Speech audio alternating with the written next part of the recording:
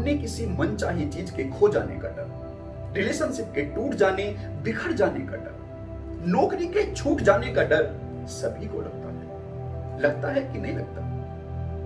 दोस्तों, डर सभी को लगता है, गला सभी का सूखता है, और केवल गला ही नहीं सूखता, हमारे प्राण सूख जाते हैं, हमारा जीवन सूख जाता है यदि हम समय रहते उस डर की जो मूल वजह है, जो असली प्रॉब्लम है, उस पर कोई वर्क नहीं करते।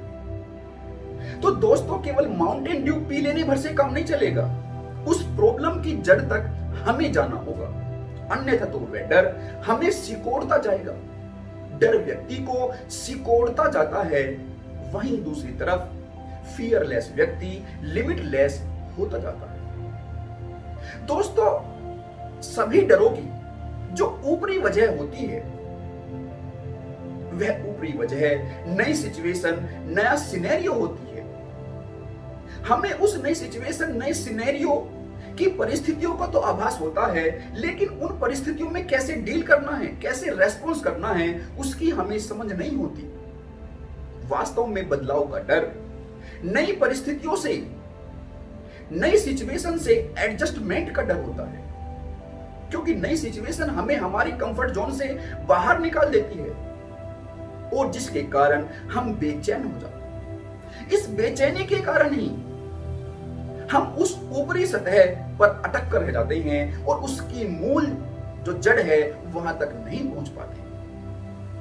दोस्तों, और यह जो बेचैनी है, यह समय के साथ डर का रूप ले लेती है। इसको एक एग्जाम्पल से समझने का प्रयास करते हैं। जैसे कि कोई हमारा जो पक्का दोस्त है, जिससे हम रोज रोज मिलते हैं, डेली मिलते हैं, किसी कारणवश यदि वह हमसे कुछ दिनों के लिए नहीं मिल पाए, तो हमें एक बेचैनी होने लग जाती है कि कहीं उसने हमसे दोस्ती तो नहीं तोड़ ली। इसको थोड़ा और गहराई से समझने का प्रयास करते हैं कि यदि वे दोनों दोस्त रिलेशनशिप में हैं, तो फिर उनको एक दूसरे के खोने का डर बन जाता है। दोस्तों, यह जो डर है, यह क्लोजनेस के कारण, निकटता के कारण, घनिष्ठता बना लेने के कारण नहीं होता है।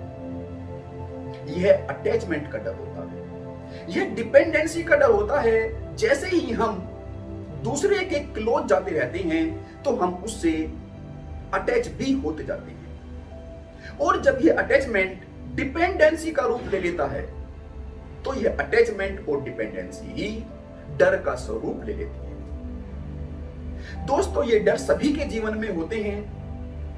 ये डर या तो परिघटना से संबंधित, या परिस्थिति, या वस्तु, या व्यक्ति से संबंधित होते हैं। लेकिन यदि हम इसके मूल तक जाएंगे, तो ये सभी डर मूल रूप से व्यक्तियों से संबंधित होते हैं। जैसे कोई भी रिलेशनशिप, किसी के विश्वास को कोई व्यक्ति ही तोड़ता है। किसी एम्प्लॉय को कोई कंपनी या कोई बिल्डिंग तो बाहर नहीं निकालती, उसे उस कंपनी का मैनेजमेंट, कोई व्यक्ति ही उसे नौकरी से बाहर निकालता है। ऐसे ही कोई वस्तु व्यक्ति से अटैच नहीं होती है, व्यक्ति ही वस्तु से अटैच होता है।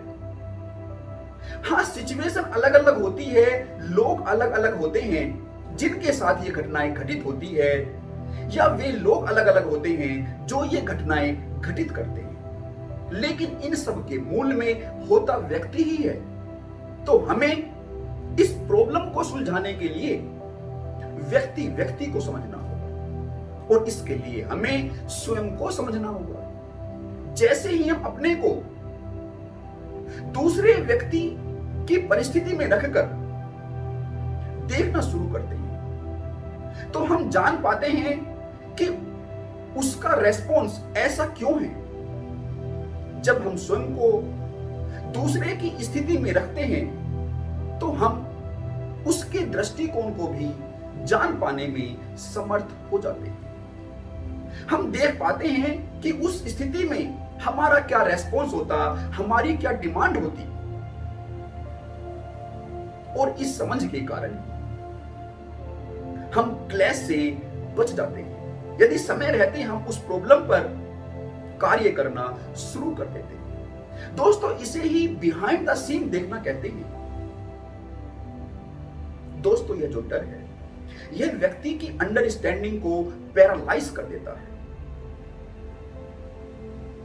तो प्रॉब्लम से पैरालाइज होने के बजाय बिहाइंड द सीन पर हमें वर्क करना होगा, और साथ ही प्रॉब्लम से पैरालाइज होने के बजाय उसको एक्सेप्ट कर लेना ज्यादा उचित होता है, क्योंकि एक्सेप्टेंस से उस प्रॉब्लम का बोझ कम हो जाता है। फिर हम उस प्रॉब्लम को, बिहाइंड द सीन को देख पाने में ज्यादा सक्षम हो जाते हैं। दोस्तों, इसी के साथ मैं आपसे विदा लेता हूं।